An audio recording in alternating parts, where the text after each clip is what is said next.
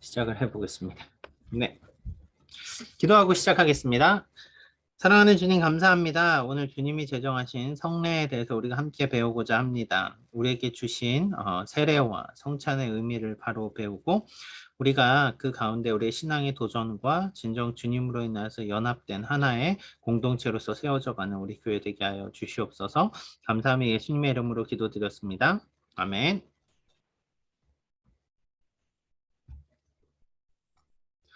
오늘 하는 내용이 실은 지금까지 성경 공부하면서 많이 안 들어보신 내용일 수 있어요. 그래서 조금 주의 깊게 잘 정리해 놓으시면 좋을 것 같아요. 왜냐하면 이런 이야기를 잘 들을 일이 없거든요. 자, 한번 시작해 보겠습니다. 성례라고 하는 거는 거룩한 예식이라는 거예요. 그렇죠? 성례, 거룩할 성자에 예식 할 때 예식하면 떠오르는 게 결혼식이죠. 그렇죠? 자, 아주 특별한 세러머니에만 예식을 붙여요. 생일 파티마다 예식이라는 말은 안 쓰잖아요. 예식장, 그쵸? 예식은 특별할 때 쓰는데요.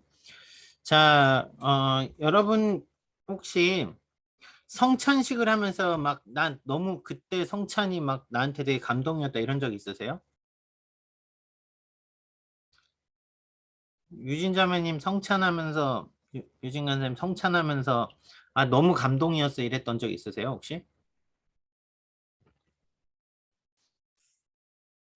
저는 네. 이제 입교를 하고 처음 하는 성찬식이 되게 감동적이었어요. 아, 그쵸. 이제 처음 먹을 수 있으니까. 네, 떡과 포도주를 항상 먹을 수 있으니까. 그렇게 처음 보다가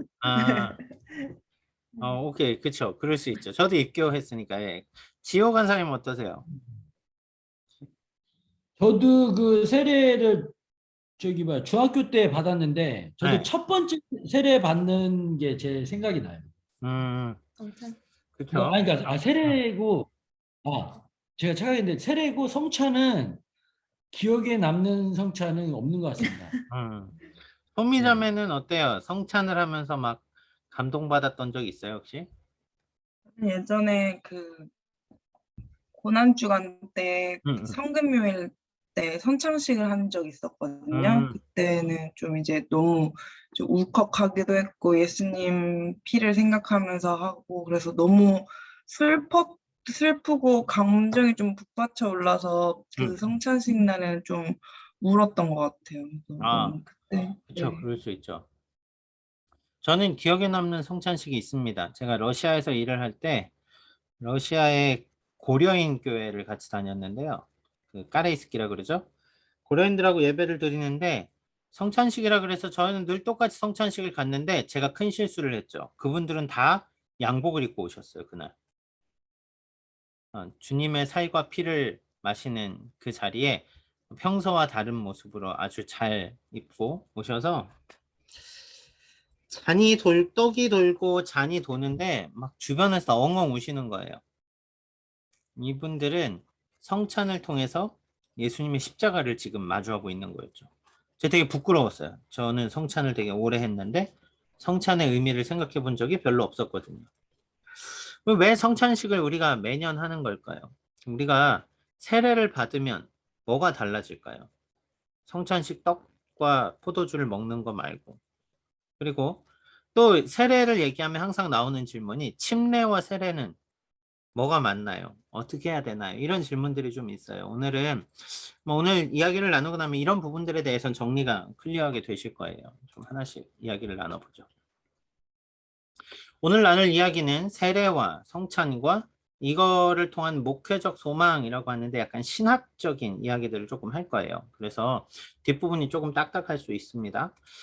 자, 그리스도와 연합인 세례에 대해서 한번 살펴보죠. 세례. 세례가 왜 중요할까요? 세례는 왜 받습니까? 한 번만 더 물어볼게요. 소미자매부터 가볼까요? 이번엔 소미자매 세례 왜 받아요? 왜 받아야 돼요? 안 받으면 안 돼요?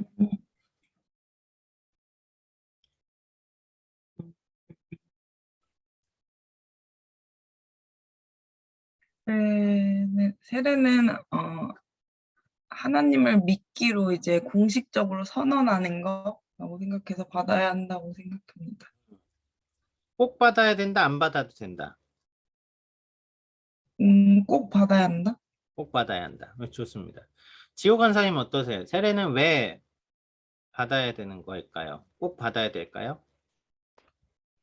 예, 하나님을 예, 믿는다는 거고 예수님도 그때 이제 뭐 예수님 오셨을 때 그 세례 요한한테 그 세례를 받잖아요. 맞아요, 맞아요. 네. 네, 예수님도 세례를 받았기 때문에 꼭 예, 받아야 된다. 예수님의 본을 보이셨기 때문에 믿는 그리스도인들은 받아야 된다. 네. 아주 좋은 논리입니다. 네. 네. 유진 간사님 어떠세요? 세례 꼭 받아야 되나요? 세례, 세례, 세례 좀 어려운데. 근데 저도 처음에 입교를 할 때 네. 제가 사실 입교를 원래 보통 중학생 때 받잖아요. 그쵸. 근데 제가 그냥 입교를 안 하겠다고 거부를 했었거든요. 네.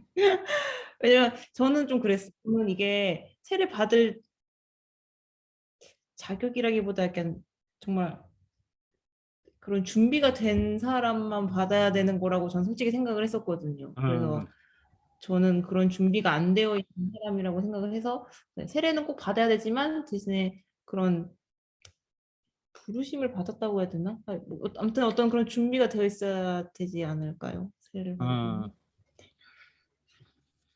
네, 하나씩만 더 여쭤볼게요. 유진 간사님 이어서. 그럼 세례 받을 때 어떤 감동이 있으셨어요? 입교할 때. 아, 세례 받을 때, 입교할 때요. 입교할 때 좀, 이제 정말 내 삶의 주인이 내가 아닌 정말 주님께 온전히 맡겨지는구나라는 좀 그런 경건한 마음이 좀 들었던 것 같아요. 음. 좀. 디오 간사님 세례 중학교 때 받을 때 어떠셨어요? 기억이 혹시 나세요? 특별한 그 날에 대한 기억? 예, 저는 세례 받을 때 저희 목사님이 그 백두산을 갔다 오셔가지고 천진물을 떠왔어요. 아, 천지 네, 그 천진물이 물로 좀 네, 세례를 받아. 예, 근데 그 천진물이 좀 노란해요. 근데 목사님께서 그 물이 조금만 갖고 와도 원래 무겁잖아요. 네. 그러니까 무거운데도 이 세례 때문에 내가 가져왔다. 그래가지고 뭔가 받을 때 진짜 좀 특별했어요. 아, 이 물도 어차피 뭐 그때 당시에는 이제 백두산 물이라고 하니까 그쵸, 그쵸. 그러고 네, 근데 이제 이거는 이제 표현적인 거고 제가 중학교 때는 너무 어려가지고 네. 세례 이렇게 받는데 이제 목사님께서 제 머리에 손을 딱 얹으실 때 뭔가 좀 이렇게 이 뭐지 찌릿함. 띵하는 그런 게 있었던 생각이 나요. 좋습니다. 소미자매는 어때요? 세례 받을 때 특별한 기억이 있습니까? 저는 사실 아기 때 받아서 네. 기억이 나지 않습니다. 그 입교할 때 어땠어요? 교회할 때요? 네. 입교를 기억이 잘 안 나요. 저는. 입교는 기억 안 나면 안 되는데? 입교요? 입교 예식을 했어요, 안 했어요? 모르고 건너뛰는 경우가 꽤 있어요. 음, 저는 네, 안 했던 것 같은데. 왜냐면은 중학교 3학년 때 돼야 입교할 수 있을 거예요. 세례가 만 14세 때인가 그 14세 때 받으면서 입교가 중학교 때 받기 때문에 거의 이게 기억이 날 때거든요. 왜냐면 저는 세례문답을 저는 유아 세례를 받고 또 성인 돼서는 세례를 안 받아도 된다고, 성인 세례는 따로 안 받아도 되는 거라 그래서. 네. 감리교 아버지 교회에서 받으셨어요? 아니면 다른 교회에서? 그 전에요. 아버지. 입교하셔야 돼요. 입교는 제가 오늘 다 설명해 드릴게요. 좀 이따가. 네. 아마 했는데 기억이 안 나는 건가? 이게 그러니까 입교는 이게 다 크고 나서 하기 때문에 실은 기억이 날 거예요. 그러니까 아마 안 했을 가능성이 있어요. 왜냐하면 예식에 대해서 별로 많이 큰 관심을 안 두는 교회들이 꽤 많아요. 그러다 보면 세례는 한 번만 받습니다. 세례는 2번 받으면 2단이죠. 제세례파라고. 자, 그러면 이제 이 얘기를 해볼게요. 제가 이 얘기를 왜 하냐면요. 한국 교회의 세례는 조금 특별함이 떨어져요. 제 외국 교회에서 제가 실제로 호주의 리폼 처치에서 하는 그 세례식에 제가 함께 예배에 참석했었는데 그 얘기를 잠깐 해드려 볼게요. 세례식을 딱 하면은 우선은 세례 받는 사람은 정말 결혼하듯이 옷을 입고 옵니다. 되게 깨끗하고 하얗고 예쁜 옷 챙겨 입고 옵니다. 그런데 되게 놀란 게 그날 진짜 저 무슨 특별한 결혼식인 줄 알았어요. 하객들이 엄청 많았어요. 그 세례 받는 사람의 가족들이 저 멀리에서 지방에서 막 찾아왔어요. 축하해 주러. 그 세례를 받는 과정은 제가 실은 몰라요. 근데 외국 교회가 훨씬 더 타이트한 걸로 알고요. 엄청 교육을 받고 교육을 통과하고 신앙 고백이 나의 신앙이 이렇게 바로 서 있습니다가 딱 온전해야 세례를 받을 수 있거든요. 그 세례를 딱 받는 동시에 온 교회가 그 울림이 있어요. 뭐라 그럴까요? 이 한 사람의 신앙 고백이 공교회 앞에서 선포될 때 우리가 그를 위하여서 기도하고 또 그가 교회의 진정한 그리스도인으로서 고백하는 그 기쁨에 막 축하해주고 막 하는 이 분위기가 축제 같았어요, 정말. 근데 한국 교회는 약간 세례식이 있으면 성찬식이 같이 있고 세례식 있는 날은 예배 좀 늦게 끝나는 날 이런 이미지가 있어요. 그래서 이미 받은 분들은 그렇게 달가워하지 않아요. 한 번만 몰아봤지 이런 식으로. 좀 특이하죠. 제가 여기 그 얘기를 써놓은 거예요. 침례교는 세례를 많이 강조하거든요. 근데 지나치게 세례를 강조해서 아무도 세례를 못 받게 만드는 그 굳이 받아서 뭐해 하게 만드는 것도 잘못됐지만 세례를 의식하지 않고 그냥 해도 되고 안 해도 돼 이렇게 하는 것도 실은 문제라는 거죠. 예수님이 세례를 만드셨다면 아까 지호관 선생님 얘기하신 것처럼 예수님이 세례라는 예식을 만드셨다면 분명한 이유가 있겠죠. 그 이유를 좀 찾아보자는 거죠. 자, 세례란 무엇입니까? 이게 그 장로교 신앙 고백의 기본 근간은 웨스트민스터 신앙 고백서라고 하거든요. 이게 안 읽혀요. 읽어지지 않아요. 되게 고어고 내용도 좀 딱딱하고 그런데 그 중에서 그래도 그 28장 1절에 보면은 세례에 대해서 이렇게 얘기를 합니다. 예수 그리스도를 통해 새롭게 살기로 다짐한 신자가 은혜의 언약으로 그리스도에게 접붙여져 죄를 용서받고 하나님께 헌신하겠다는 표이자 날인입니다.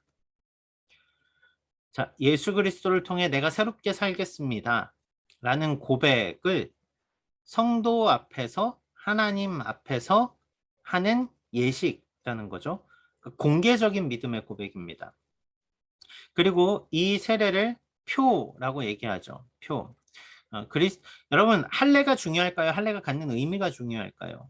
의미가 중요해요. 담고 있는 언약이 중요하죠. 그런데 그럼에도 불구하고 이스라엘은 계속 할례를 통해서 언약을 기억했거든요.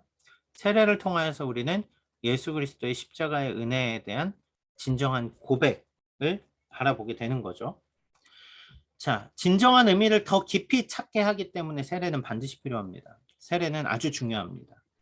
자, 그러면 세례가 가져오는 효과들을 살펴보죠. 아름다운 세례. 먼저 세례하는 가운데 우리는 우리의 구원을 다시 바라보게 됩니다. 나의 구원에 대한 고백을 하는 거니까요. 자, 물과 성령으로 거듭난 우리, 그러면서 우리가 세례를 받을 때 그리스도의 속죄를 바라보게 되거든요. 유진 간사님 골로새서 2장 13절에서 15절 화면에 있는 말씀 좀 읽어주실래요? 또 범죄와 육체의 무할례로 죽었던 너희를 하나님이 그와 함께 살리시고 우리의 모든 죄를 사하시고 우리를 거스르고 불리하게 하는 법조문으로 쓴 증서를 지우시고 제하여 버리사 십자가에 못 박으고 통치자들과 권세들을 무력화하여 드러내어 구경거리로 삼으시고 십자가로 그들을 이기셨느니라. 우리가 세례를 받을 때 가장 중요한 것은 나의 신앙 고백입니다. 어떠한 신앙 고백이요? 오직 예수 그리스도로 인하여 내가 구원함을 받은 자임을 교회 앞에 선언합니다. 이 개념이거든요. 예수 그리스도께서 십자가에 못 박으신 우리의 죄, 우리의 한계들, 우리가 가진 모든 아픔들, 주님이 우리 때문에 십자가의 잔을 받으셨다라고 한다면 우리는 세례를 통하여서 우리 구원의 감격을 다시 한번 끓는 듯한 마음으로 바라볼 수 있게 된다라는 거죠. 예수님이 견디셨던 우리에게 진정한 새 삶을 주기 위해서 주님이 견디셨던 십자가의 잔은 우리에게 주신 자유의 잔이 된 거죠. 우리에게 자유함을 주시고 예수님은 십자가의 고난을 받으셨죠.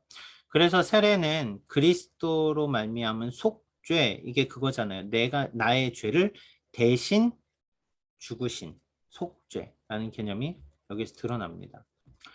두 번째 세례는요. 세례를 통해서 우리는 그리스도와 연합을 고백하게 됩니다. 로마서 6장 3절에서 5절 말씀 지호건 선생님 좀 읽어주시겠어요?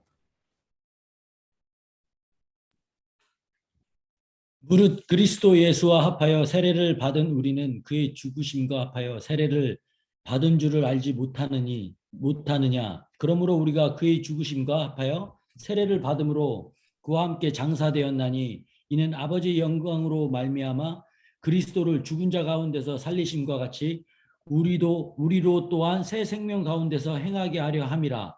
만일 우리가 그의 죽으심과 같은 모양으로 연합한 자가 되었으면 또한 그의 부활과 같은 모양으로 연합한 자도 되리라.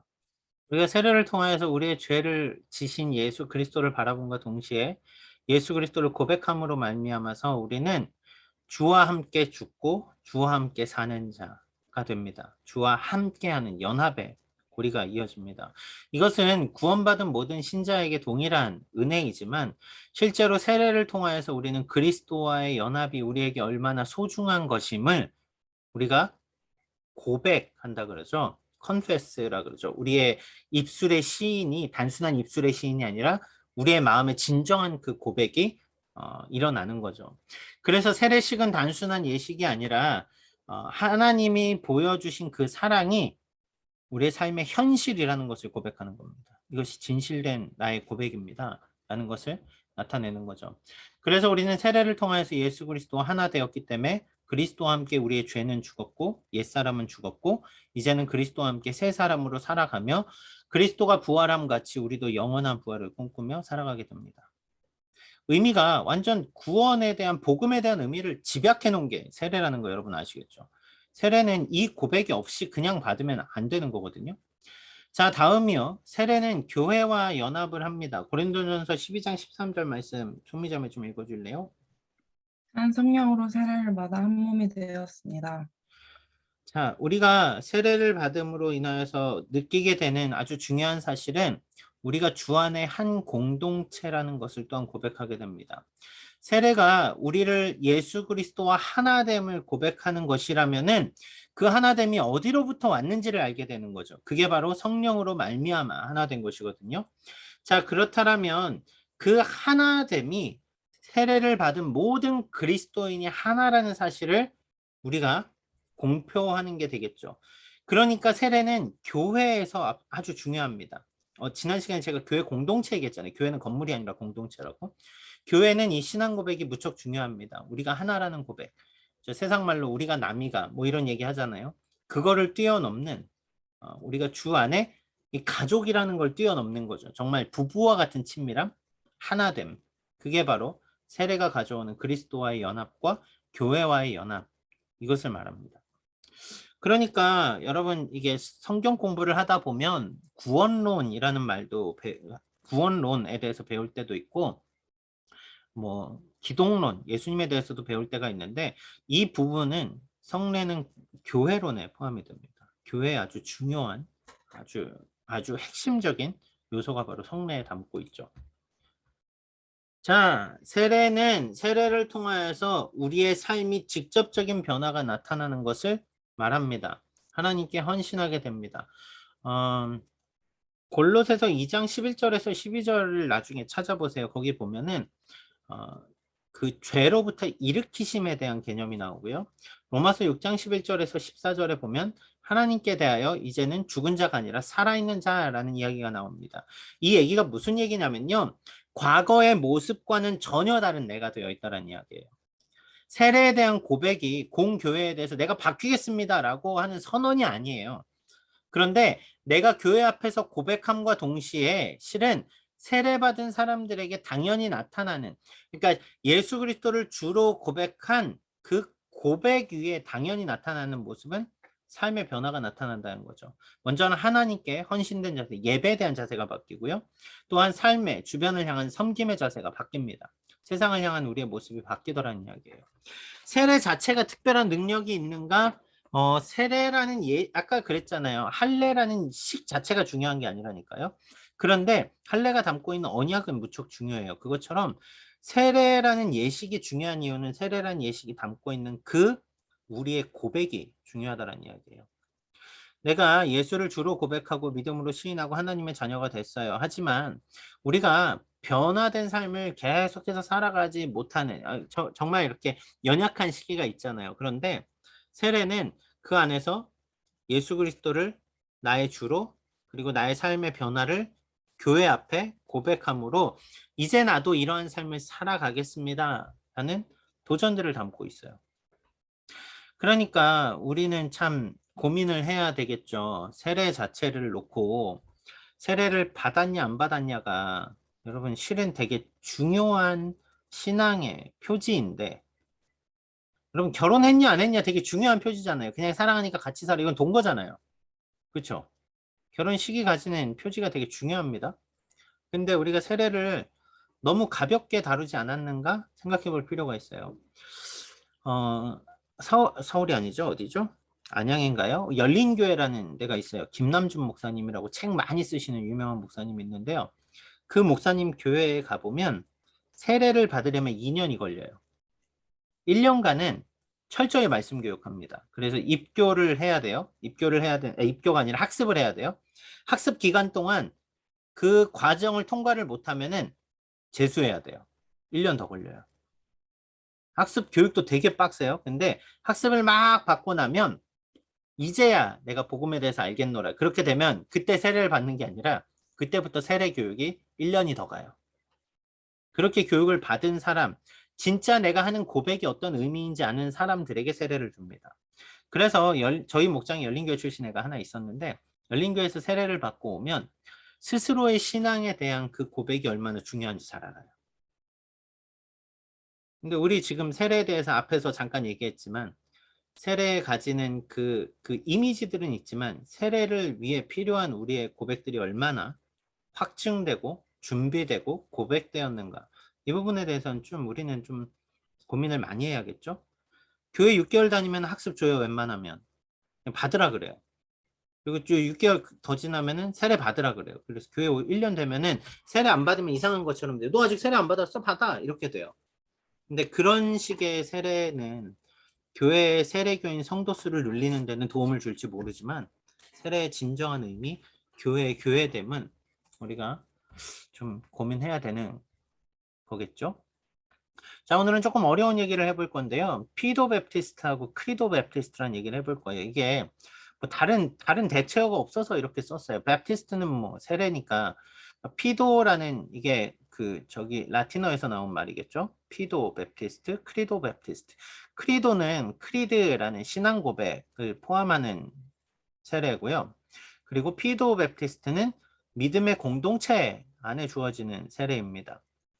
이게 조금 달라요. 대상의 측면에서 먼저 다릅니다. 피도 베프티스트는 신자와 그의 자녀들이 받을 수 있습니다. 그러니까 어른들은 세례를 받고 아이들은 유아 세례를 받을 수 있어요. 왜 유아 세례를 받느냐? 좀 이따 의미에서도 한번 살펴볼 텐데, 믿음의 가정 안에서 부모님이 이 아이를 믿음으로 키우겠습니다의 신앙 고백 때문에 아이에게 줍니다. 그러면 생각해 보세요. 아이가 아직 신앙 고백을 한 건 아니잖아요. 세례에서. 그렇죠? 그러니까 유아 세례는 부모님의 고백으로 세례를 받았기 때문에 만 14세가 되면, 제 기억엔 14세가 맞을 거예요. 만 14세가 되어서 스스로 믿음의 고백을 할 수 있는 나이를 14세 정도로 보는 거거든요.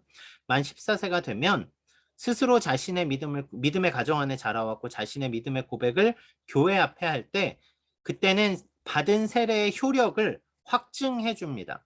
그 전까지는 유아 세례 단계이기 때문에 자신의 세례지만 부모님의 고백인 거예요. 그런데 입교를 함과 동시에 나의 고백으로 전환이 됩니다. 그래서 입교가 그거예요. 교인으로 입회하는 거예요. 진정한 성도로서 내가 교회 앞에 이렇게 부모님의 신앙의 믿음 안에서 자라왔음을 선언합니다. 하는 게 입교예요. 그래서 입교를 해야지만 실은 성찬에 참여할 수 있어요. 입교를 하지 않은 사람들은 세례 부모님의 믿음의 고백이 개인에게 아직 유효하지 않기 때문에 유효하다기보다는 온전함이 아니기 때문에 성찬에 참여할 수 없습니다. 네. 자, 그래서 그 피도 베프티스트는 자녀들에게까지 부모님의 믿음의 대를 잇는 세례를 유아 세례를 허용을 합니다. 일반적인 복음주의권 안에서는 다 허용을 해요. 근데 크리도 베프티스트는 좀 더 스트릭트해요. 뭐냐면요. 침례교에서는 유아 세례 안 줍니다. 아이가 믿음의 고백을 할지 모르잖아요. 자기의 신앙이 없잖아요. 아직. 그렇기 때문에 믿음의 고백을 하는 자들에게만 줍니다. 그래서 침례교는 실은 조직 신학이라고 하는 시스템 테올로지는 그렇게 막 스트릭트하지 않아요. 다른 부분은. 그것도 괜찮죠. 이것도 좋습니다. 그럼요. 그것도 우리는 인정할 수 있을 것 같습니다. 이런데 침례만큼은 양보 안 돼요. 세례는 침례교에서는 무척 중요합니다. 이거 건드리면 이거 말이 안 되는 거예요. 재밌는 거는 죄송해요. 이게 재미없을 수도 있는데 한국교회 침례교단은 다른 교단에서 애들 유아세례를 주니까 한국 교단의 침례교는 또 유아세례를 줘요. 말이 안 되거든요. 거기는 교단이 크레도 베프티스트이기 때문에 자기 신앙 고백이 없으면 주면 안 돼요. 그러니까 한국은 교단의 색깔이 아주 강하진 않아요. 조금 섞여 있어요. 어쨌거나 비슷비슷하지만 유아세례 그렇습니다. 자신의 입으로 고백한 신자만 받기 때문에 침례교는 유아세례가 없습니다. 대신에 그만큼 세례에 대한 기준이 높겠죠. 자, 대상에 대한 측면을 살펴볼 거예요. 두 번째는 방법에 대한 측면을 살펴볼 수 있는데요. 피도 베프티스트는 물로 줍니다. 그런데 크레도 베프티스트는 물 속에 담급니다. 이거 가지고 신학자들은 많이 싸웠어요. 저희는 별거 아닌 것 같지만 소미자매 어릴 때 이렇게 머리에 물 부어줬을 거예요. 아기는 침례를 안 하고 침례교는 유아세례를 안 주니까요. 지호 간사님 혹시 세례 받을 때 어떻게 받으셨는지 기억나세요? 물 속에 들어가셨어요? 머리에 물 부으셨어요? 머리에 이렇게 물을 유진 간사님도 머리에 부으셨죠? 머리에 물 붓는 유아 세례로. 네, 유아세례로. 맞아. 자, 머리에 물을 붓는 게 한국 교회는 장로교단이 가장 크기 때문에 그런데요. 미국 교회는 베프티스트가 최고 교단이거든요. 제일 큰 교단이거든요. 미국에 가면 거의 지금 이 옆에 보이는 이거 보이세요? 요거 침례탕이에요. 이거 실은 러시아 침례탕인데 꽁꽁 얼은 거. 얼음 깨고 들어가서 물속에 푹 담았다 빼는 건데. 자, 침례탕이 있어요. 교회 안에 보통은.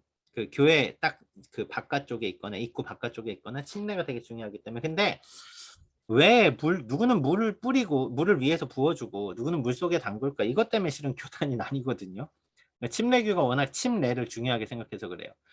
자, 우리는 세례와 침례를 나누는데요. 외국에서는 똑같이 베프티즘이라고 하죠. 똑같이 얘기를 쓰는데 이게 그런 말에서 파생된 거예요. 밥티조 앤 휘다티라는 말인데 휘다티가 물이에요. 밥티조는 세례인데 이 중간에 전치사 하나 n이라는 이야기가 들어가요. n 크리스토 이러면 주 안에 이런 말이거든요. n이라는 말은 일반적으로 in이라는 동사와 거의 비슷하게 갑니다.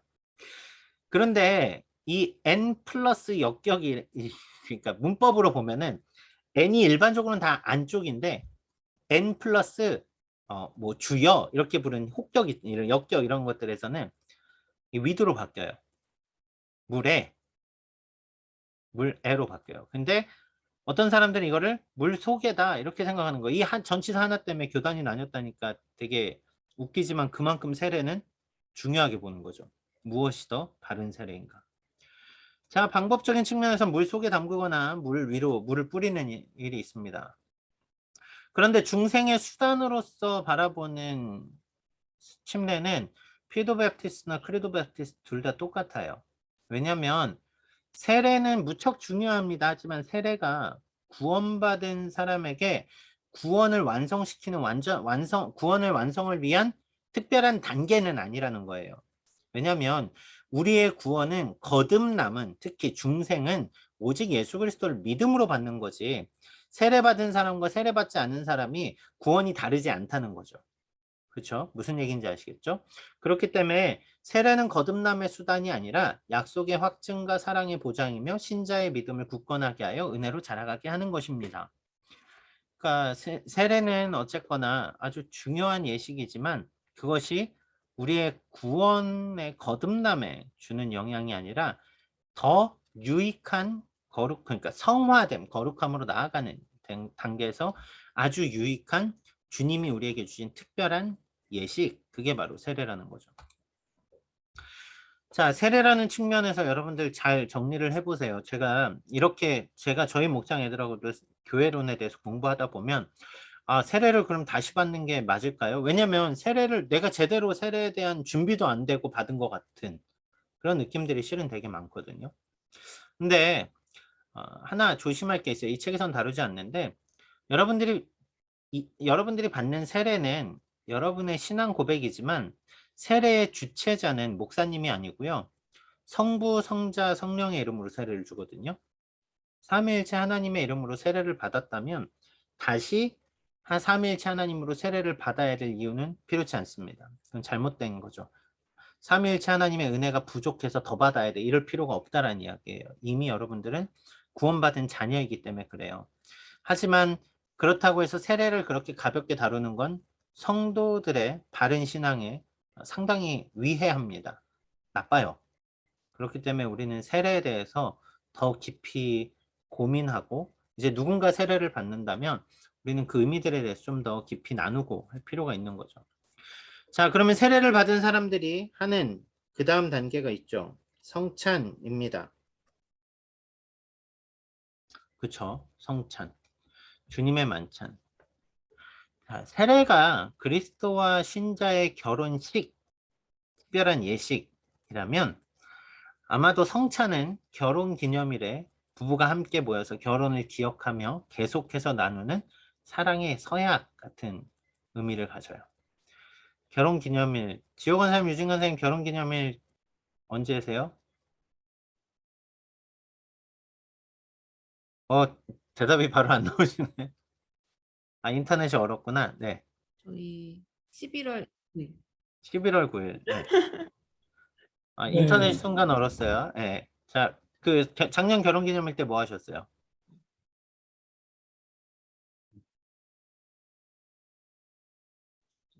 멜번에 있었어, 멜번. 네. 결혼 기념일을 맞이하여. 네, 멜번에.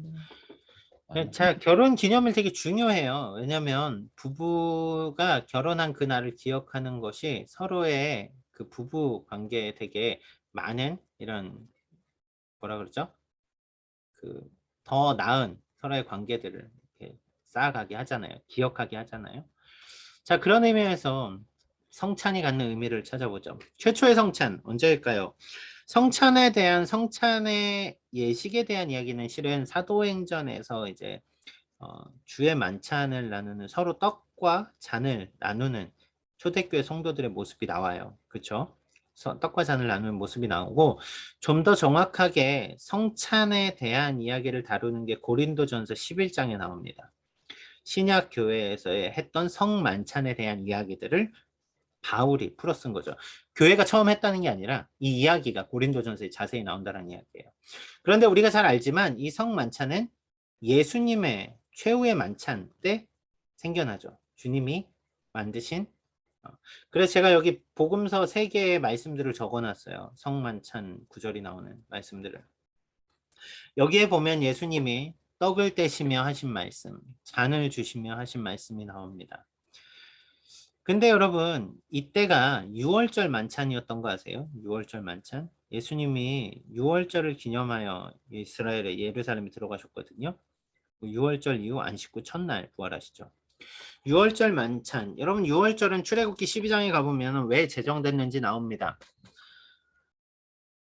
애굽에서 10가지 재앙이 내리죠. 그리고 10번째 재앙, 아들이 죽는, 장자가 죽는 재앙에서 양의 피를 문설주와 문인방에 바른 사람들에게는 죽음이 넘어갔습니다. 6월, pass over 했다라는 개념으로 나오잖아요. 6월, 넘어갔다, 담을 넘다 이거거든요.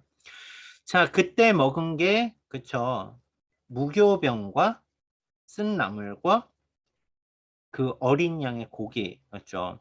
근데 이 6월절 만찬이 이제 점점 더 그 6월절을 기념하면서 떡과 잔과 음식을 나누는 그러한 자리가 됐죠. 그런데 예수님은 6월절에 어린 양으로서 자신을 비유하십니다. 자신이 어린 양이라면 함께 나오는 무교병과 같은 떡은 찢겨진 자신의 살이며 그 마시는 잔, 포도주는 흘리는 주님의 피가 되는 거죠. 그런 의미에서 최초의 만찬에 대해서 우리는 좀 살펴볼 필요가 있고요.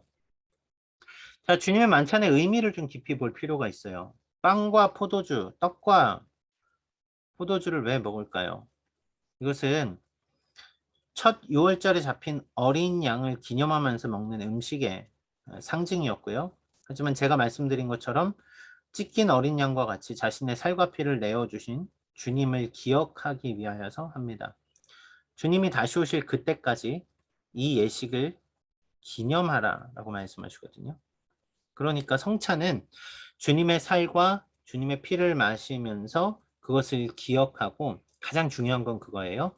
주님의 살과 피를 먹음과 동시에 우리는 주님의 십자가 앞으로 우리가 다시 나아가는 정말 주님이 흘리신 살과 피를 마주하는 경험을 하게 되는 거죠. 제가 그 러시아에서 되게 부끄러웠다는 게 그거였어요. 이분들은 성찬의 의미를 알았어요. 예수님의 그 찢기신 손과 발에 옆구리의 창자국을 기억하며 이 떡과 포도주를 마시는 그분들의 눈에 눈물이 멈추질 않는 거예요. 그러니까 온 교회가 성찬을 하고 나면 정말 분위기가 그 주님으로 하나 된 느낌. 그게 탁 나와요. 자, 성찬의 빵과 포도주의 의미를 살펴봤습니다. 그 다음 만찬이라는 의미를 살펴볼 필요가 있죠. 음식을 왜 먹어요? 영양분을 얻기 위해서 먹잖아요. 주님의 만찬이 가장 분명하게 우리에게 보여주는 것은 신자의 영적인 자양분이 된다는 것입니다. 예수님을 먹고 마시면서 우리는 그리스도와 살과 피를 먹음으로 말미암아 진정한 생명의 떡이신, 그렇죠? 생명의 빵이신 예수 그리스도로 인해서 우리의 영생을 바라보며 또 영원히 목마르지 않는 주님으로 인해서 우리의 영혼이 가라지 않는 것을 경험하게 됩니다. 그러니까 성찬은 우리가 세상 가운데 막 잊어먹었던 우리의 삶의 그 그리스도의 흔적들을 다시 그 앞으로 나아가면서 우리가 주님으로 인하여 살아가고 있고 여전히 주님을 먹고 마심으로 우리의 영이 소생하게 된다는 것을 기억하고 기념하게 되는 거죠. 자, 다음이요. 성찬은 그리스도와의 연합입니다. 그 예식을 왜 하겠어요? 그냥 떡과 포도주 나눠 먹고 살, 피 먹었다 하는 게 아니잖아요. 우리가 말씀을 읽고 이것을 예식으로서 기념하는 거. 예수님이 만찬을 그 최후의 만찬을 성찬을 예식으로서 기념하신 거는 신자가 빵과 포도주를 먹고 마시는 것을 통해서 십자가에 못 박히신 주님 곁에 우리도 함께 서는 자들입니다. 라는 것을 마음속에 우리의 삶 속에 각인시키는 거죠. 새기는 거죠. 그리스도와의 연합을 통해서 신자는 예수님의 속죄의 혜택을 누리고 생명의 빵인 그리스도를 계속 의지하게 됩니다. 그러니까 바른 성찬의 의미들이 살아있는 교회는 성찬을 통하여서 우리가 정말 그리스도 안에 하나이구나라는 것들이 감동이 계속 지속이 되겠죠. 실제로 장로교 성찬을 몇 번 해야 된다 이런 거는 교회법에 정해져 있지 않아요. 그래서 어떤 교회는 한 달에 한 번씩 하고 또 어떤 교회는 1년에 2번, 그쵸? 부활절과 추수감사주일에 하고 주로 우리 교회가 그렇게 하죠. 그리고 또 어떤 데는 주일마다 하는 데도 있어요. 저는 모르겠어요. 이게 몇 번을 하느냐는 뭐 그건 선택의 문제겠지만 적어도 성찬이 왜 중요한가는 고민하고 먹고 마셔야 되지 않냐는 거죠. 왜? 이걸 통해서 우린 진짜 주님과 하나됨을 다시금 기억하니까. 결혼기념일에 결혼기념일 밀을 먹으면 결혼기념일 막 좋은 식탁에 가서 멜번에 가서 맛있는 걸 먹으면서 그때 결혼했지라고 회상하는 것들이 결혼의 활력을 다시 주잖아요. 그렇잖아요. 그때 결혼식 날 우린 어땠는데 다른 사람 결혼식만 가서 봐도 우리 되게 감동이잖아요. 그게 세례식이에요. 다른 사람이 세례 받는 걸 보면서 우리도 그때 그 믿음의 고백을 했었는데 내가 죽을 때까지 당신을 사랑하겠습니다. 고백했었는데 마찬가지로 결혼기념일과 같은 의미들로서 성찬이 가지는 의미 참 중요하죠. 빵 한 덩이의 교회라는 부분이 있어요. 고린도전서 10장 17절 말씀 소미자매 좀 찾아줄 수 있을까요?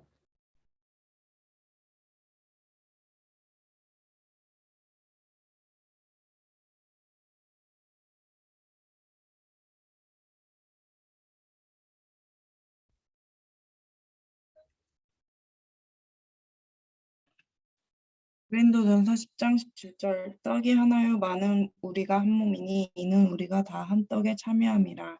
아멘. 자, 떡이 하나예요. 참 재밌는 표현이에요. 떡이 하나요. 두 개의 떡이 아닌 하나의 떡에서 우리는 다 하나됨을 경험합니다. 아까 제가 세례에서도 얘기했잖아요. 한 성령으로 하나됨. 그게 교회거든요. 성찬에서도 떡이 하나이듯 우리는 하나입니다. 이렇게 고백을 해요. 왜요? 오직 예수 그리스도로만 채움을 받는 우리 그 안에 붙은 주님의 찢겨진 살로 인하여서 주님 안에 한 몸으로 이게 찢겨진 살이라고 할 때 이런 표현이 사락스라는 표현을 쓰는데 그게 우리가 그 주님 안에 한 몸이라는 것은 우리가 주 안에 그러한 한 지체가 된다는 걸 말하잖아요. 그러니까 성찬은 교회의 연합을 상징합니다. 부부싸움하고 오늘 부부 결혼기념일이니까 맛있는 거 먹으러 가자 불가능하죠. 그렇죠? 둘이 기분이 좋고 이날을 좀 준비하고 그럴 때에야 뭐 이렇게 먹고 하는 게 되지 않겠어요? 네. 자, 교회의 연합을 깨뜨리는 것은 올바른 성찬의 의미를 훼손시킵니다. 그러니까 세례와 성찬 다 교회의 하나됨을 의미하는데 깨어진 교회의 연합을 깨뜨리는 것은 이러한 하나됨을 저해하는 아주 위험한 요소라는 게 세례와 성찬에서 드러나는 거죠. 세례와 성찬에서 나타나는 거죠. 한국교회 참 많이 싸우고 많이 찢어져요. 많이 흩어지고. 네. 이 세례와 성찬의 의미들이 저는 좀 그래요. 우리가 너무 이런 것들을 약화시키기 때문에 정말 하나됨의 의미들을 못 찾는 거 아닐까? 인간은 연약하니까 서로 그쵸 지지고 볶고 싸우고 할 수는 있어요. 하지만 날마다 주님을 바라보면 닮아가게 돼 있는데 우리가 이 의미들을 놓치면 큰일 나는 거겠죠. 자, 주님의 만찬 성찬은 날인입니다. 사인 같은 거예요. 우리는 성찬을 통해서 그리스도 안에 있습니다 라고 하는 뭐 1년에 한 번씩 갱신해야 되는 운전면허증이 있다고 해보세요. 한 번씩 갱신할 때마다 사인을 할 거 아니에요. 마치 그런 것처럼 성찬을 통해 우리는 교회 뭐라 그럴까요? 네, 글로 있네요. 성찬은 예수님이 교회에 하시는 반복적인 사랑의 다짐입니다. 성찬은 우리에게 그분의 사랑이 영원히 변하지 않을 것이라는 것을 매 성찬의 기념마다 우리는 날인하는 우리의 이것이 맞습니다. 이것이 나의 것이 맞습니다. 사인하는 그런 고백들이 되겠죠. 자, 조금 어려운 얘기를 해볼 건데요. 주님의 만찬과 그리스도의 임재라는 개념. 제가 아까 세례 때문에 침례교와 장로교가 나뉩니다. 이렇게 얘기했잖아요. 둘이 세례 방법이 달라요. 그렇죠. 아주 여러분 구원론은 안 달라요. 구원론은 안 다른데 교회론은 좀 달라요. 근데 주님의 만찬, 이 뭐라 그러죠? 성찬에 따라서도 엄청난 이렇게 변화가 있습니다. 화채설 여러분 생각해 보세요. 화채설이 있고 기념설이 있고 영적 임재설이 있어요. 제가 옆에 설명을 적어놨죠. 떡과 잔이 예수님 자신이 되는 게 화채설이에요. 실제로 그게 진짜 실체화된다 라고 얘기하는 거죠. 이건 진짜 주님의 살이고 이건 진짜 주님의 피예요. 이렇게 되는 거예요. 두 번째는 이 떡과 잔을 통해 우리는 예수님을 기억합니다. 이렇게 되는 거고요. 세 번째는 떡과 잔을 먹음으로 인하여서 그리스도와 하나됨을 고백합니다. 이런 개념이에요. 뭔가 다 중요한 것 같은데 조금 특이하죠? 이게 뭐가 맞을까? 하체설은 캐톨릭에서 쓰는 방식입니다. 캐톨릭에서는 성례의 의미가 너무 강해요. 레틀지라 그러죠. 예전이라는 의미 자체가 너무 강해요. 그러다 보니까 여러분 기독교가 더 보수적일까요? 천주교가 보수적일까요? 실은 이렇게 말하면 좀 그렇구나. 보수 기독교가 보수적일까요? 천주교가 보수적일까요? 보통은 보수 기독교 단체가 훨씬 보수적이라고 봐요. 왜냐하면 천주교는 뭐 동성에 대한 것들도 좀 막 이렇게 품어주는 개념들도 있고. 그런데요, 교리적인 측면에서 보잖아요. 천주교는 교리에 대한 타협 절대 없습니다.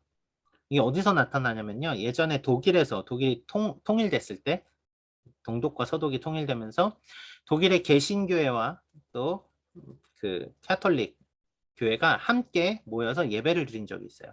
우리 얼마나 좋냐, 이렇게 장벽이 없어진 것처럼 우리도 예배를 드리자, 같이 함께. 그래서 막 구교와 신교가 모여서 예배를 드렸죠. 예배를 드리다 보니까 얼마나 감격이었겠어요. 그러다 보니까 우리 모인 김에 같이 주의 살과 피를 먹는 성찬에 함께 하는 건 어떠냐, 성찬을 하자. 그래서 막 급하게 준비를 했어요. 성찬을 준비했는데 바티칸에서 연락이 와요. 캐톨릭 신자들은 자신들의 세례만 세례로 인정합니다. 그러니까 세례받지 않은 자들과 주의 떡과 잔을 먹는 것은 엄청난 죄악입니다. 그래서 카톨릭 그 성찬식이 중단됐어요. 카톨릭이 얼마나 중요하게 생각하는지 아시겠죠? 그만큼 이 떡과 잔은 실체, 예수님의 실체이기 때문에 자신들의 교리 안에서 믿는 그리스도를 고백하지 않으면 인정하지 않아요. 이 제일 그 뭐라 그럴까요? 이 떡과 잔이 어느 정도냐면요.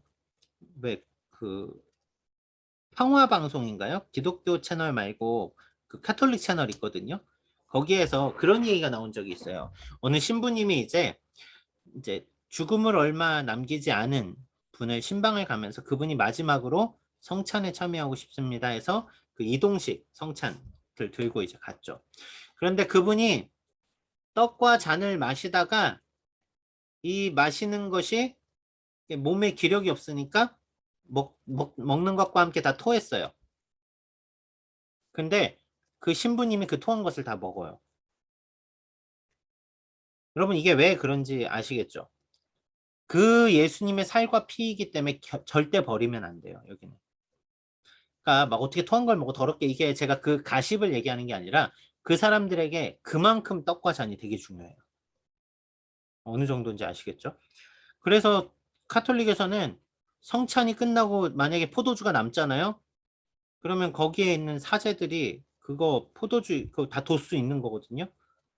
그거를 막 취해도 절대 토하면 안 되고 취할 때까지 먹더라도 막 다 나눠서 그렇게 먹어야 돼요. 안 그러면 주님의 몸과 피를 버리는 게 돼서. 그러니까 그만큼 되게 강력하게 하는 게 화채설이라면 정반대로 의미만 가져가요. 그게 기념설입니다. 루터란들이 주로 그래요. 루터교 교회들이. 아, 의미상 이게 맞으면 됐지. 너도 좋고 나도 좋고. 자, 예수님을 기념하는 것은 좋지만 너무 가볍게 기념할수록 실은 이런 의미가 퇴색되겠죠. 그래서 일반 복음주의 교단에서는 이제 영적 임재설을 주장을 합니다. 음식이 특별한 게 아니라 이걸 먹고 아까 그랬죠. 음식이 영양분이 되어 우리 몸에 녹아나듯이 이걸 먹음으로 인하여서 그리스도와 하나됨을, 떡과 잔을 통하여서 그리스도와 하나됨을, 영적인 주님의 임재를 경험하는, 그래서 이게 특별한 예식, 그렇게 보는 거죠. 이게 바로 이제 우리가 하는 예식의 개념들입니다. 자, 여기까지 이제 성찬과 성례에 대해서 어느 정도 정리를 해봤고요. 마지막은 이게 신학적인 이야기를 조금은 해야 될 것 같아요. 유진 간사님 1번, 지호 간사님 2번, 소민점님 3번, 이렇게 순서대로 하나씩만 좀 읽고 끊어주실래요? 네, 제가 설명을 조금 할게요. 언약의 표의자 날인 세례와 성찬 자체가 언약 관계를 형성하는 것은 아니다. 믿음으로 맺은 언약 관계를 상징하고 뒷받침한다. 자, 세례와 성찬은 아무리 강조해도 지나치지 않지만 세례와 성찬 자체가 언약을 형성시키는 것으로 생각하면 위험합니다. 제가 다시요. 세례와 성찬은 우리의 믿음의 고백이고 우리의 삶의 어떤 표지이지, 사인이지, 그거 자체가 목적지는 아닌 거죠. 그렇죠? 그러니까 아까 거듭남 세례받지 않아도 구원받아요. 그렇잖아요. 예수를 주로 고백하는 게 구원이지 세례를 받아야만 구원받아 그러면 할례 받아야 천국가 이거랑 똑같아지는 거예요. 그렇기 때문에 그렇진 않지만 그럼에도 불구하고 세례와 성찬은 예수님이 우리에게 주신 믿음의 언약 관계를 상징하고 뒷받침하는 아주 중요한 예식이라는 것 기억하셨으면 좋겠어요. 2번이요. 성례는 하나님의 보증이다. 하나님의 언약에 대한 우리의 믿음을 강화한다. 이게 좀 중요하죠. 세례받는다고 구원받은 건 아니라고 했어요. 하지만 반대로 이야기하면 구원받은 자들이 세례의 고백을 하게 됩니다.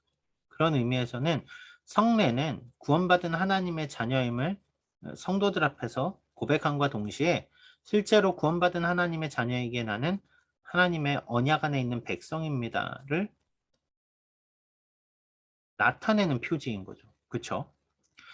자, 그걸 개인이 어떻게 알아요? 그렇죠. 그러니까 세례는 함부로 자신이 그냥 받아 한다고 등 떠민다고 받는 건 아니에요. 그렇다고 내가 받을 만하니까 받아 이것도 아니에요.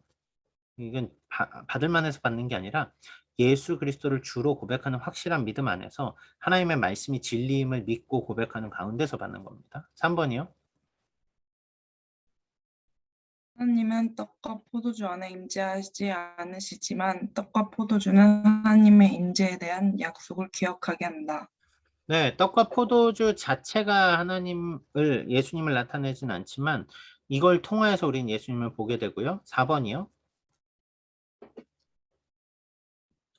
성례는 형식 속의 의미를 담고 있다. 목적을 상실하면 성령의 역사를 놓치게 된다. 우리가 형식을 너무 형식만 갖추려고 한 경우가 한국 교회의 일반적인 특징인 것 같아요. 그러니까 자꾸 군대 가보면 세례 받은데 또 받고 막 이러거든요. 초코파이 준다고 선물 준다고. 형식이 뭔가 화려하잖아요. 막 나와서 100명씩 세례 받고 이러면. 형식 자체가 중요한 게 아니라 의미가 중요합니다. 그렇기 때문에 목적을 상실하면은 성부, 성자, 성령의 이름으로 주어지는 성례인데 성례의 역사를 놓치게 되는 거죠. 조심해야 됩니다. 성례는. 자, 그래서 그 다음이요. 성례에 참여하는 것과 성례가 현실화되는 것은 별개이다. 네, 성례에 참여하는 것까지는 우리의 믿음의 고백일 수 있지만 성례의 현실화되는 문제, 정말로 이제 그리스도의 삶을 살아가는 개념들은 계속해서 우리가 노력하고 닮아가야 되는 것이죠. 우리가 성화의 과정 가운데 있다라는 걸 명심하셨으면 좋겠고요. 6번이요. 주님의 만찬에 대한 본문은 그리스도의 육체적 현현이 아닌 언약의 제물인 그리스도를 묵상하게 한다. 만찬은 그리스도의 육체를 마주하게 하는 게 아니라 그리스도를 실제로 마주하게 하는 그리스도의 십자가를 묵상하게 하는 다가가게 하는 그러한 요소를 갖습니다. 7번은 제가 읽을게요. 신약 성경에 기록된 주님의 만찬은 그리스도의 구원에 대해 하나님께 감사하고 성찬을 통해서 예수님의 십자가 앞으로 나가기 때문에 우리의 구원을 바라보게 되겠죠. 두 번째, 언약의 음식을 먹으면서 그리스도의 죽음으로써 새 언약으로 여기며 기념하고 주를 먹고 마심으로 인하여서 그리스도의 죽음이 우리에게 새로운 언약이 되었다는 것을 기억하고 기념하는 것이고요. 헤아릴 수 없이 중요하고 영광스러운 그분의 구원의 죽음을 선언하며 그분의 죽음이 너무나도 죄송하면서도 감사한 영광의 죽음이 되는 거죠. 우리를 위한 그 사랑이니까요. 그뿐만 아니라 그분의 몸인 백성들과도 사귀라고 우리에게 강력하게 촉구한다. 성찬은 교회에 주셨습니다. 개인이 개인으로 먹는 것이 아니라 함께 나누면서 그리스도의 몸인 한 공동체가 서로 사랑하고 닮아가고 세워져가고 자라가고 하게 하는 것이 성찬의 목적입니다. 성례의 목적입니다. 자, 그런 의미에서요. 조금 하나 더 다룰 만한 것이 있는데요. 유아성찬이라는 게 있어요. 한국 교회는 거의 안 하는데요. 이게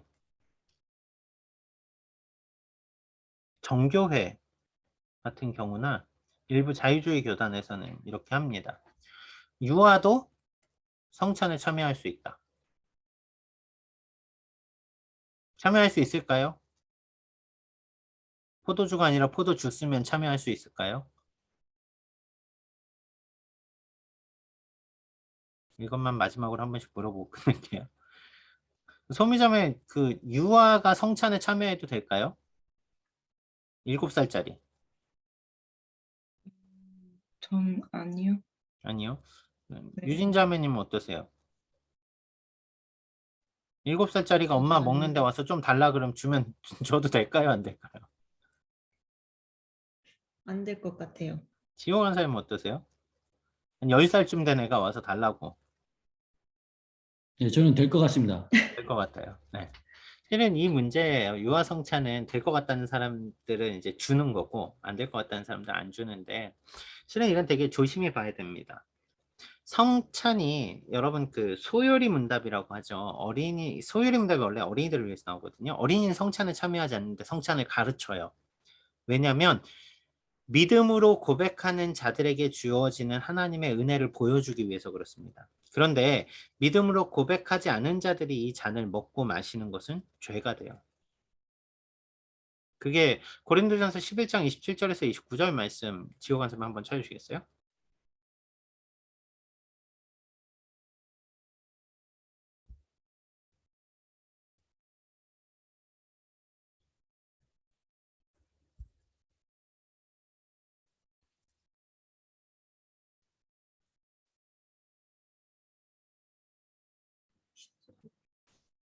그러므로 누구든지 주의 떡이나 잔을 합당치 않게 먹고 마시는 자는 주의 몸과 피를 범하는 죄가 있느니라. 사람이 자기를 살피고 그 후에야 이 떡을 먹고 이 잔을 마실지니 주의 몸을 분변치 못하고 먹고 마시는 자는 자기의 죄를 먹고 마시는 것이니라. 제가 아까 세례나 성례가 구원받은 하나님의 자녀에 대한 보증이라고 얘기했잖아요. 그러니까 믿음으로 고백한 세례받은 자들에게 주어지는 예수 그리스도, 그러니까 여러분 잘 보세요. 이게 왜 중요한가 하면요. 세례 없이 성찬에 참여하는 것은 진정한 십자가의 의미를 퇴색시킵니다. 뭐냐면 진정한 주님이 나의 그리스도이십니다라는 고백, 실은 이것이 세례인데 세례의 의미를 깊이 알면 알수록 세례 쉽게 못 받아요. 실은 내가 정말 그러한 고백을 하는 사람이 맞는가 돌아보게 되고 살펴보게 되고 그 가운데 성도들 앞에서 고백한다라는 것이 결코 가벼운 문제가 아니거든요. 그런데 그들에게 주어지는 주로 고백한 자들에게 주어지는 특별한 만찬이 바로 성찬이에요. 근데 이게 일반화되면 문제가 돼요. 왜냐하면 주의 떡, 주의 살과 피를 가볍게 여기게 되거든요. 제가 아까 그랬잖아요. 이게 아이들도 함께 이 예식에 참여할 수는 있어요. 부모님들이 보여주게 하는 게 맞아요. 그런데 아이들에게 그 믿음의 사람으로 자라가야 됨을 깨닫게 하기 위해서 보여주는 거지. 이것들을 먹고 마시게 함으로써 믿음의 고백 없이 함부로 주의 살과 피를 먹고 마시게 하는 죄를 범하게 하는 것은 옳지 않다라는 거죠. 성례가 저희는 실은 이게 뭐가 중요해 이렇게 생각할 때가 많은데 오늘 이 짧은 시간에 제가 얼마나 여러분들한테 말씀드릴 수 있을까 그건 잘 모르겠어요. 하지만 우리가 왜 유아 세례를 받아야 되고 유아 세례는 또 뭐고 실은 유아 세례는 할례와 비슷하거든요. 이스라엘 민족이 이스라엘 민족에게 주는 언약의 징표잖아요. 언약을 지키고 살게 하기 위하여서 주는 거잖아요. 유아 세례는 그 개념이고요. 실제로 정말 진정한 그리스도인으로서 입교를 한 이후부터 자신의 신앙 고백 이후부터 성찬에 참여할 수 있고요. 성찬 자체도 우리가 그리스도의 살과 피를 먹는 그 소중한 그 은혜의 자리로 나아가는 거기 때문에 그 자리로 들어오는 것이 아무나 들어오게 해서는 실은 그게 유익하지 않습니다. 여러분 항상 그런 얘기를 해요. 제가 이 성례에 대해서 얘기할 때 그런 얘기를 많이 하는데 교회 문턱은 낮아야 됩니다. 그렇죠? 교회는 아무나 와야 돼요. 누구든지 와서 예수님을 만나야 됩니다. 하지만 그리스도인으로 하는 신앙 고백의 기준만큼은 낮춰서는 안 됩니다. 무슨 얘기인지 아시겠어요? 그 사람이 주를 그리스도로 고백하는 것이 없이 그냥 너도 나도 다 똑같은 신자 이게 아니라니까요. 교회 문턱은 얼마든지 낮을 수 있습니다. 가난한 사람도 와도 되고 동성애자도 와도 되고 누구나 다 와도 됩니다. 그곳에서 예수님을 만나야 되니까요. 그런데 그 만남 가운데 진정한 삶의 변화들이 일어나는 가운데서 나의 신앙 고백을 하는 그 과정은 다른 어떠한 것보다 중요하게 다뤄야겠죠.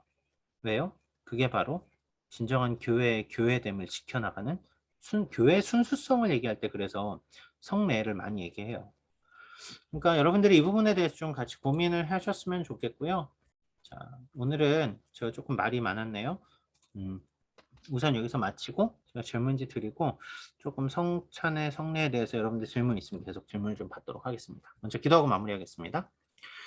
사랑하는 주님 감사합니다. 우리를 하나님의 자녀로 택하시고 구원받은 그 자리에서 믿음을 고백함으로 주께 나와 우리의 신앙 고백과 또 우리의 성찬을 통해서 나는 예수 그리스도의 십자가의 모습들을 다시 한번 기억하게 해주셔서 감사합니다. 하나님, 우리가 너무 가볍게 여기고 넘어가지 않았는지 다시 한번 고민하게 되면 우리에게 주신 그 십자가의 은혜를 날마다 다시 되새기고 진정한 주님의 은혜를 회복하며 우리가 신자된 자로서 믿음을 아름답게 살아갈 수 있도록 주여들 함께하여 주시고 인도하여 주시옵소서. 감사하며 예수님의 이름으로 기도드렸습니다. 아멘. 네, 소미자매는 아버지하고 한번 얘기를 해보세요. 아마 이게 보통은 입교식 이후부터 성찬을 처음 할 수 있기 때문에 본인이 언제부터 성찬을 네, 저는 했는가가 네, 맞아요. 네, 20살 때 그러니까, 했어요. 기억이 났어요. 저는 그러니까 그때 맞아요. 성경책도 받고 맞아. 했었어요. 그 할 네. 때부터 먹을 수 있기 때문에 보통은 했으니까 했을 거예요. 네. 이게 실은 교회마다 달라도 입교는 다 똑같거든요. 그러니까 그랬을 거고요. 그리고 좀 아무튼 성례에 대해서는 실은 제가 조금 조심하는 게 있어요. 뭐냐면 우리 교회는 성찬식 할 때 진 목사님이 그런 얘기를 하세요. 세례받지 않으신 분도 함께 하고 싶다면 함께 하셔도 됩니다. 이렇게 얘기를 하세요. 진 목사님도 그게 교리적으로 맞지 않는 건 아세요? 그런데 우리가 지금 있는 곳이 선교지이기 때문에 이것에 대한 그 죄를 먹고 마시게 하자는 개념이 아니라 진 목사님의 의도는 선교지에서 하는 특별한 어떤 결정인 거지 그걸 일본화시키는 건 옳진 않아요. 그래서 제가 또 이렇게 했는데 진 목사님이 그렇게 한다고 진 목사님 틀렸어요 막 이런 식으로 쫓아가서 강 목사님이 그런데 막 이러시면 안 되고요. 네, 진 목사님도 아세요. 이 범위에 대해서는. 근데 처음 오신 분들에 대하여서 근데 어쨌거나 제가 드린 말씀 교회는 문턱은 낮아야 되지만 성도로서의 고백에 대한 기준 컨페션이라고 그러죠. 컨페션에 대한 기준은 높아야 됩니다. 그렇지 않으면 교회가 금세 변질돼요. 자, 제가 링크를 올려드릴게요. 네, 설문을 주시고